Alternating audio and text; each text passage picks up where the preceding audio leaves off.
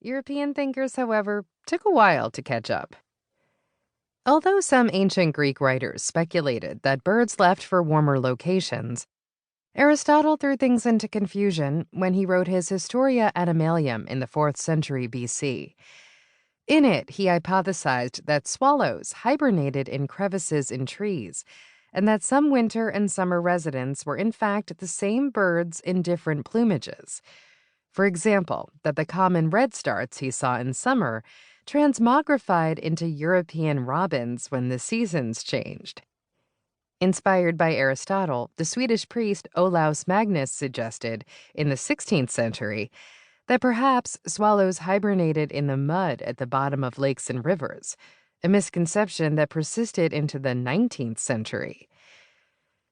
Perhaps the most outlandish idea, however, came from the English minister and educator Charles Morton.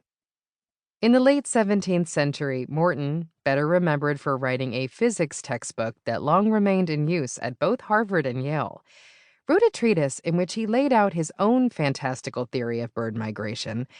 They were simply flying to the moon.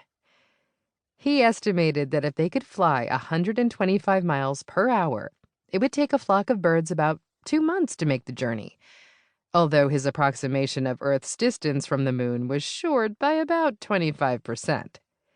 As ridiculous as this sounds today, Morton was writing at a time when it was popularly believed that other planets must be inhabited, and no one realized that there was a crucial lack of oxygen in the space between them. Some of the things he intuited about the natural history of migration turned out to be more or less right. He speculated that birds may be spurred to move to new areas by changing weather and a lack of food, and he even noted that body fat might help sustain them on their journey.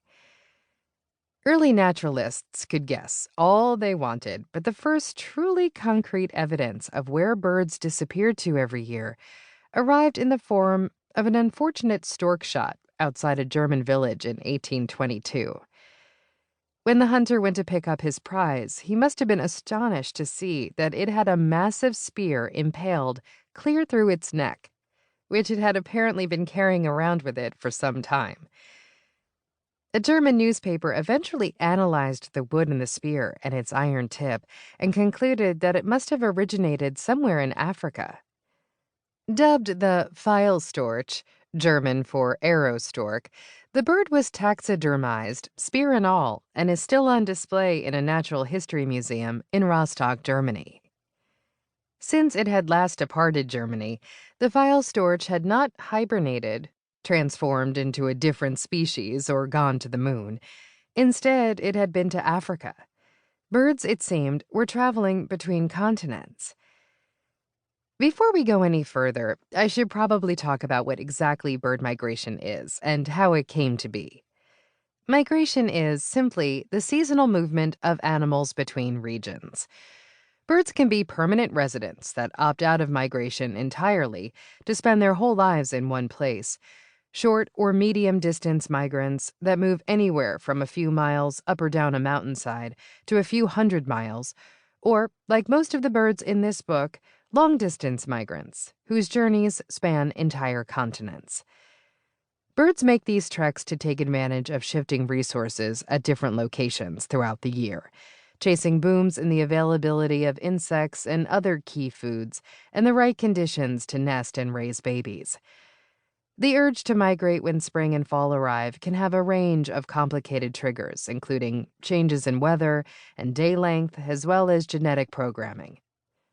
However it happens, though, there's a lovely German word that ornithologists use to describe this feeling that comes over birds, Zügenruhe, which literally means movement restlessness. Scientists have come up with two competing theories to explain how long-distance migration might have originated.